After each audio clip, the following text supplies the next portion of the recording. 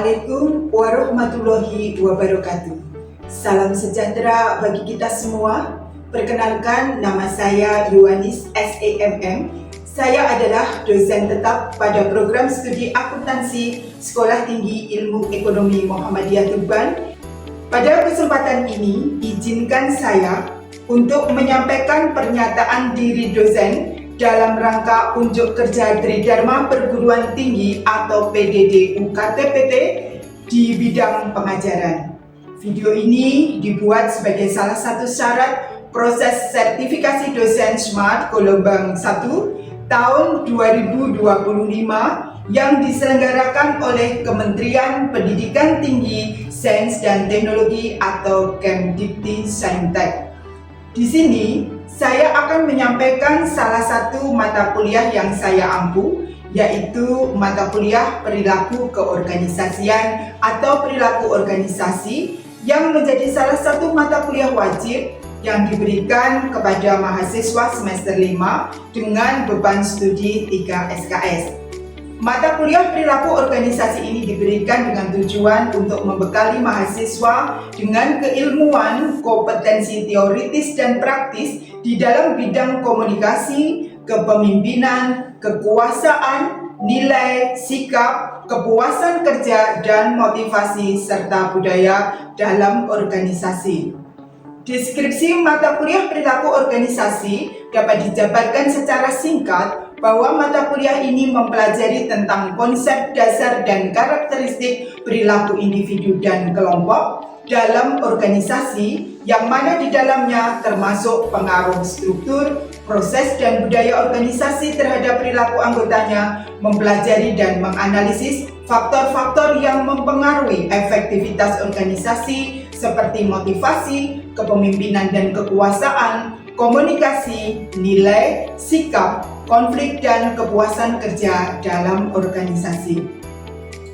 Pelaksanaan pembelajaran mata kuliah perilaku organisasi dilaksanakan sebanyak 16 pertemuan dengan 14 pembelajaran tatap muka, kuis dan penugasan terstruktur melalui tatap muka langsung di ruang kelas, sedang 2 pertemuan lainnya merupakan ujian tengah semester atau UTS dan ujian akhir semester atau UAS yang semuanya dirancang untuk mendukung capaian pembelajaran lulusan atau CPL dan pembelajaran mata kuliah atau CPMK.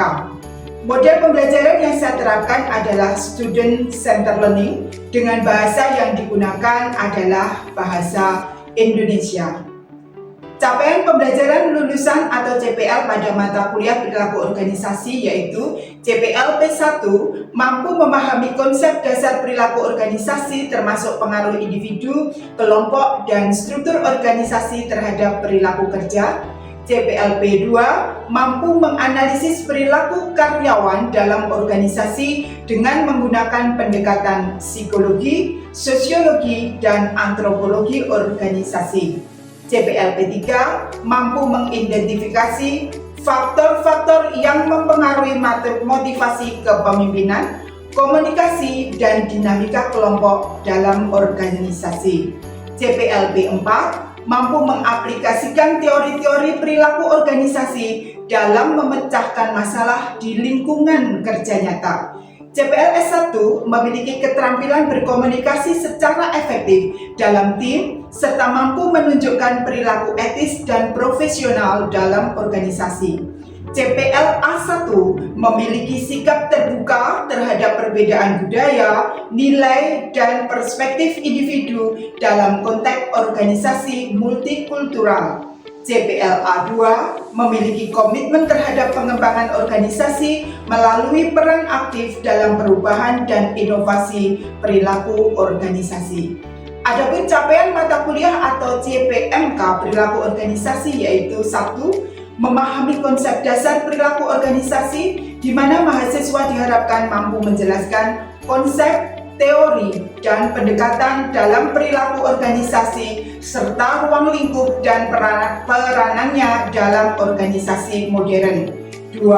Menganalisis perilaku individu dalam organisasi di mana mahasiswa diharapkan mampu mengidentifikasi dan menganalisis faktor-faktor yang mempengaruhi perilaku individu seperti persepsi, kepribadian, motivasi, dan pembelajaran dalam konteks organisasi. 3. Menganalisis perilaku kelompok dan tim kerja di mana mahasiswa diharapkan mampu menjelaskan dinamika kelompok, komunikasi, kepemimpinan, pengambilan keputusan kelompok, dan konflik dalam organisasi. 4. Mengevaluasi dinamika organisasi secara keseluruhan di mana mahasiswa diharapkan mampu menganalisis budaya organisasi, struktur organisasi, perubahan organisasi, dan kekuasaan serta politik organisasi. 5. Mengaplikasikan teori perilaku organisasi untuk pemecahan masalah organisasi di mana mahasiswa diharapkan mampu menerapkan konsep dan teori perilaku organisasi dalam studi kasus atau situasi nyata untuk menyusun solusi atau permasalahan organisasi. 6. Menunjukkan sikap profesional dan etis dalam interaksi organisasi di mana mahasiswa mampu menunjukkan sikap kerjasama, etika profesional, dan tanggung jawab sosial dalam interaksi individu dan kelompok dalam organisasi. Sistem pembelajaran perilaku organisasi dilakukan secara sinkronus dan asinkronus dengan menggunakan metode pembelajaran aktif, yaitu mengutamakan peran dan kreativitas mahasiswa dalam proses pembelajaran. Bentuk pembelajaran sinkronus dilakukan secara tatap muka di ruang kelas dengan menggunakan metode pembelajaran berupa ceramah interaktif, diskusi, penugasan serta konsultasi, tugas atau proyek langsung ataupun melalui Zoom. Sedang sistem pembelajaran secara asinkronus yaitu dilakukan dengan melalui diskusi kelompok secara mandiri, studi kasus, ataupun diskusi forum secara online. Pembahasan mata kuliah organisasi yaitu 1. Konsep dan ruang lingkup perilaku organisasi. 2. Kedudukan manusia dalam perilaku organisasi. 3. Perilaku individu dalam organisasi. 4. Perilaku kelompok dalam organisasi. 5. Persepsi dan komunikasi. 6. Konsep kepemimpinan dan kekuasaan. 7. Konsep nilai, sikap, dan kepuasan kerja. 8. Motivasi dalam organisasi. 9. Konsep proses pembelajaran. 10. Konsep dinamika perilaku organisasi. 11. Teori dan struktur organisasi. 12. Budaya organisasi. 13. Horizon perilaku organisasi. 14. Mempresentasikan dan mengutarakan argumen, ide, gagasan tentang kasus-kasus perilaku organisasi. Evaluasi pembelajaran perilaku organisasi diambil dari 4 komponen yang terdiri atas ujian tengah semester atau UTS, ujian akhir semester atau UAS, nilai tugas dan kehadiran, sedangkan bobot penilaiannya yaitu UTS 20%, UAS 40%, tugas 20%, dan kehadiran 20%. Berikut adalah pelaksanaan pembelajaran mata kuliah perilaku organisasi yang saya ampuh. Assalamualaikum warahmatullahi wabarakatuh. Waalaikumsalam warahmatullahi wabarakatuh. Apa kabar anak-anak? Sehat, Bu. Alhamdulillah rabbil alamin. Pada hari ini kita bisa bertemu kembali di mata kuliah perilaku organisasi untuk melanjutkan materi di minggu lalu. Minggu ini kita akan membahas tentang materi perilaku individu dalam organisasi. Sebelum kita memulai mata kuliah perilaku organisasi ini, mari kita awali dengan doa terlebih dahulu. Doa mulai. Doa selesai. Bagi anak-anak, sebelum kita memulai materi perilaku individu dalam organisasi, kita di sini mereview materi minggu lalu, yaitu terkait tentang perilaku kedudukan manusia di dalam perilaku organisasi. Kira-kira ada yang bisa menyampaikan apa kedudukan manusia di dalam perilaku organisasi? Ya, silakan. Manusia sebagai aset utama organisasi. 2. Manusia sebagai penggerak organisasi. 3. Manusia sebagai makhluk sosial. 4. Manusia sebagai individu yang unik. 5. Manusia sebagai objek dan subjek perilaku. Oke, terima kasih Mbak Putri untuk review materi minggu lalu. Baik, kita masuk pada materi minggu ini, yaitu perilaku individu dalam organisasi. Di mana perilaku individu dalam organisasi ini adalah sikap dan tindakan individu dalam organisasi yang pengaruhnya tidak hanya pada individu itu sendiri, tetapi juga kepada organisasi. Itulah kenapa bahwa kita harus mempelajari tentang perilaku individu dalam organisasi. Ini pentingnya memahami perilaku individu di dalam organisasi, yaitu pertama adalah the right man in the right place. Ini, the right man in the right place ini adalah prinsip dasar yang ada di dalam sumber daya manusia dan perilaku organisasi. Kenapa ini penting? Yaitu artinya bahwa kita harus bisa menempatkan orang yang tepat pada posisi yang tepat di dalam organisasi. Kemudian yang kedua adalah supaya tepat dalam memberikan motivasi. Dengan cara apa? Yaitu bahwa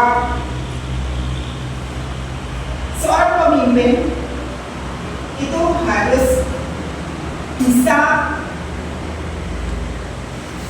memahami kebutuhan daripada individu. Ketika sebagai pemimpin kita tahu apa kebutuhan individu yang atau anggota yang ada di dalam organisasi, ini akan memudahkan pemimpin tersebut memberikan motivasi. Kemudian mengkomunikasi tujuan organisasi secara jelas. Anggota organisasi perlu untuk diberitahu tujuannya, visi misi dari organisasi. Kemudian komunikasi positif personal perlu juga diciptakan, termasuk lingkungan yang mendukung. Ini juga perlu diciptakan bahwa kemudian seluruh anggota organisasi coba untuk terus dilibatkan, diajak berkomunikasi. Ini kenapa ya bulan ini target capaian kita belum tercapai? Apa masalahnya? Kalau kemudian diajak rapat dalam suasana yang tegang, mungkin butuh suasana baru. Kalau rapat di ruangan mungkin agak tegang, kemudian sebagai pimpinan, yuk mungkin sekali tempo diajak untuk ngobrol di luar ruangan lah ya, mungkin sambil makan atau mungkin sambil ngopi-ngopi gitu. Biasanya kalau begitu ide-ide daripada anggota itu bisa cemerlang karena suasananya beda. Nah, hal-hal semacam ini sebagai seorang pemimpin juga perlu untuk melakukan. Kemudian ketika kita bisa berinteraksi, berkomunikasi dengan baik, itu rasanya anggota itu merasa dihargai, dilibatkan, sehingga pengambilan keputusan tidak saja hanya diambil oleh pimpinan, tetapi keputusan ini adalah hasil komunikasi bersama. Yang ketiga yaitu membantu proses mempengaruhi. Ya.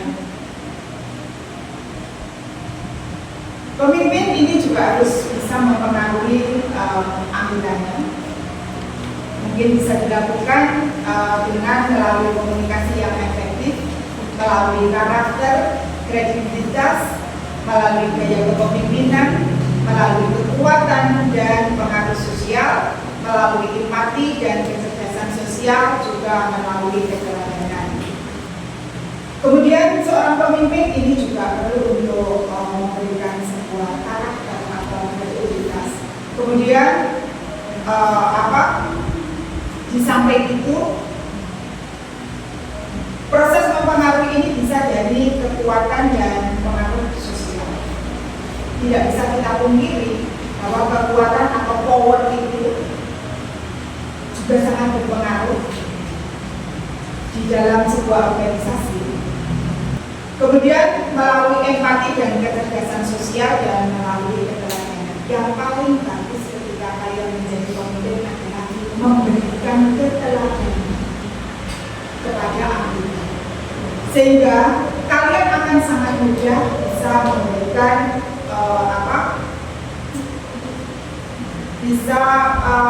mempengaruhi anggota untuk bisa diajak mencapai tujuan organisasi. Dan biasanya orang-orang yang punya komunikasi yang bagus, punya sikap yang baik terhadap anggota, baik terhadap teman sejawat, baik terhadap pimpinan, itu ketika dia punya ide, itu lebih banyak yang mendukung. Jadi walaupun kadang dia bukan di level pimpinan, tetapi dia komunikasinya baik dengan teman-temannya baik, empatinya baik. Ketika dia punya ide, pasti banyak yang mendukung. Kira-kira gaya kepemimpinan yang seperti apa sih yang bisa mempengaruhi seluruh anggota organisasi? Menurut saya gaya kepemimpinan yang bisa mempengaruhi itu yang jelas tidak otoriter, tapi lebih ke yang komunikatif dengan staff. Oke, terima kasih Mas Akmal untuk jawabannya. Ya, seperti yang disampaikan oleh Mas Akmal, bahwa gaya kepemimpinan sekarang itu sudah bukan zamannya pemimpin yang menekan, pemimpin yang kemudian nakut-nakutin atau yang terus melakukan perintah, tetapi pemimpin yang bagaimana bisa mengkomunikasikan tujuan, mengkomunikasikan hal-hal yang perlu untuk dibahas bersama, kemudian agar dapat mengambil keputusan dengan tepat. Kemudian yang keempat adalah membantu menyatukan bawahan. Ini juga menjadi tugas pimpinan, bagaimana bisa menyatukan bawahan. Itu tadi, yaitu dengan menghargai perbedaan, menciptakan komunikasi yang terbuka, fasilitas kerjasama, kolaborasi, dan memberikan penghargaan kolektif. Kita lanjutkan di dalam pendekatan dalam memahami perilaku individu. Itu ada pendekatan kognitif. Ya. Pertama adalah pendekatan kognitif ini adalah pendekatan yang menyatakan bahwa setiap individu berusaha meminimalkan ketidakselarasan dan ketidaknyamanan yang ditimbulkan dalam organisasi. Pendekatan dalam memahami perilaku individu itu ada pendekatan kognitif, ya, atau di mana pendekatan ini menyatakan bahwa setiap individu berusaha meminimalkan ketidakselarasan dan ketidaknyamanan yang ditimbulkan dalam organisasi. Fungsinya apa? Yaitu memberikan pengertian, menghasilkan atau membentuk sikap, dan memberi motivasi. Jadi pendekatan kognitif ini lebih kepada pendekatan di mana dipengaruhi oleh cara berpikir. Ya. Misalkan kita ini punya pikiran bahwa kerja keras itu akan menghasilkan kesuksesan. Maka seseorang itu akan benar-benar bekerja keras karena di dalam pikirannya ditanamkan ini bahwa ketika kita kerja keras maka kita akan sukses. Itu yang dinamakan seperti itu. Contohnya adalah pendekatan kognitif. Jadi apa yang ada ditanamkan di dalam pikiran itulah yang diyakinkan kepada anggota. Misalkan bahwa kalian sebagai pimpinan tanamkan di dalam pikiran seluruh anggota organisasi. Ketika seluruh anggota organisasi menjadi sebuah tim yang bisa diajak bersama mencapai tujuan organisasi, maka seluruh anggota dipastikan mereka akan sejahtera. Maka yang ditanamkan di dalam pikiran mereka bahwa kalau organisasi ini berhasil, kalau organisasi ini menjadi besar, aku akan sejahtera. Maka tanpa harus ditekan, semua anggota akan bersama-sama bekerja, melaksanakan kebijakan dan keputusan yang telah ditetapkan oleh sebuah organisasi. Kemudian yang kedua, lebih kepada penguatan, ya, di mana penguatan ini adalah pendekatan yang dilakukan dengan cara memberikan motivasi demi tercapainya tujuan organisasi dengan tidak menampilkan kemampuan untuk memperoleh kepuasan dalam pemenuhan kebutuhan pribadi. Di mana motivasi yang positif membuat perilaku cenderung diulang, motivasi negatif membuat perilaku cenderung tidak diulang. Artinya apa? Bahwa memahami perilaku individu itu ada dua, melalui penguatan dan melalui dukungan.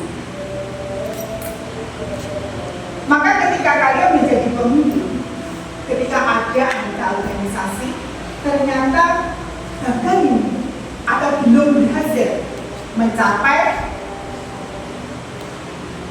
target capaian yang ditetapkan, jangan langsung dihukum, jangan langsung dihukum. Tapi lakukan pendekatan dengan memberikan penguatan. Misalkan, Vicky, kamu itu orang yang benar, kamu banyak ide, kamu adalah pekerja keras. Insya Allah, dan depan kamu pasti bisa mencapai target ini. Ketika pimpinan mengatakan seperti itu, responmu apa? Lebih semangat?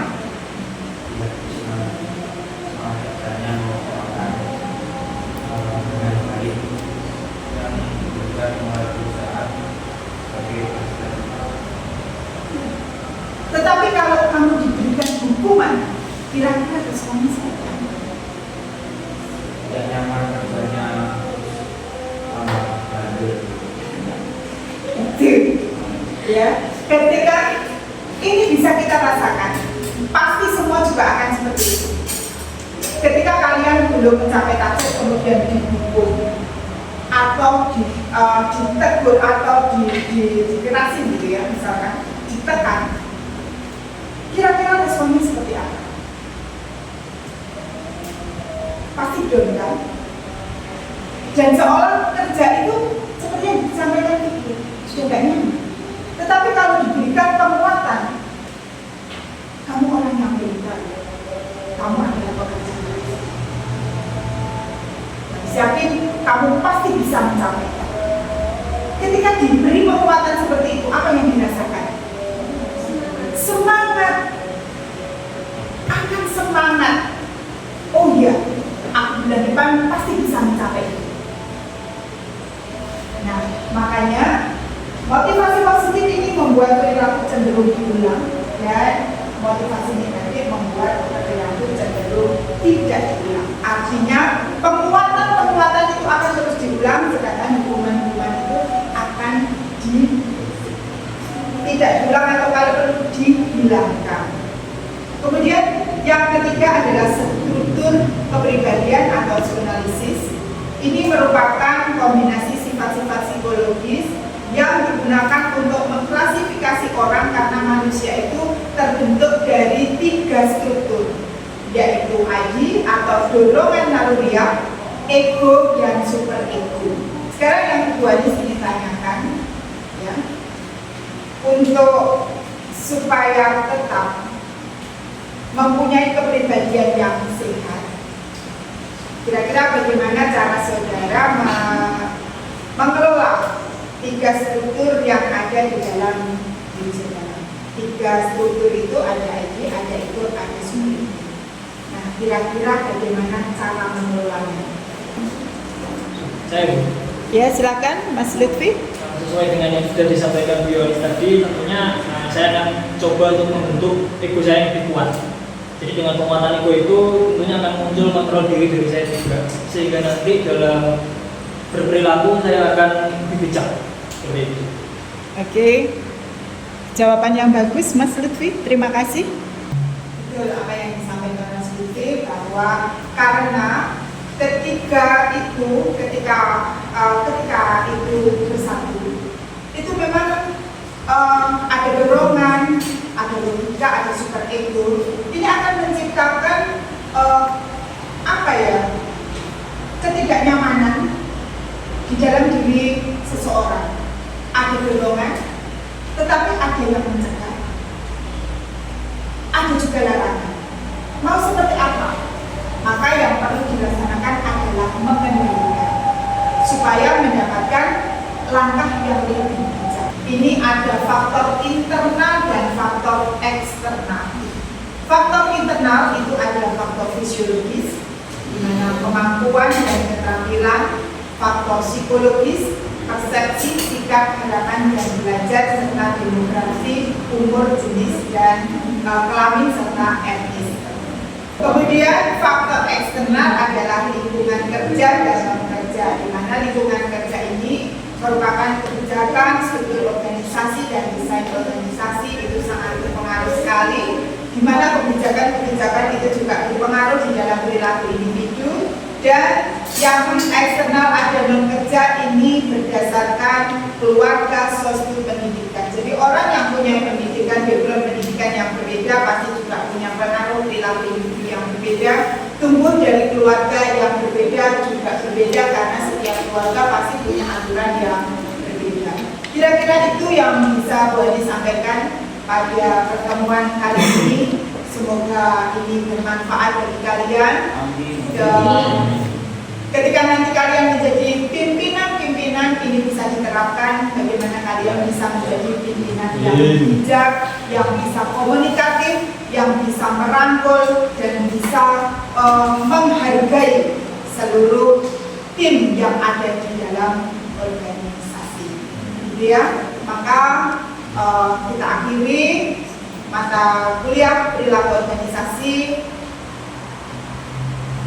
dengan kembali lagi dengan doa supaya nanti ketika kalian pulang ke rumah selamat sampai di rumah dengan tanpa kurang suatu apapun, dan semoga materi ini benar-benar bisa bermanfaat bagi kita semua. Amin. Doa mulai.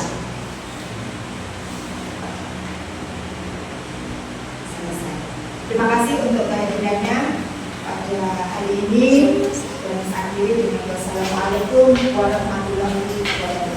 Waalaikumsalam.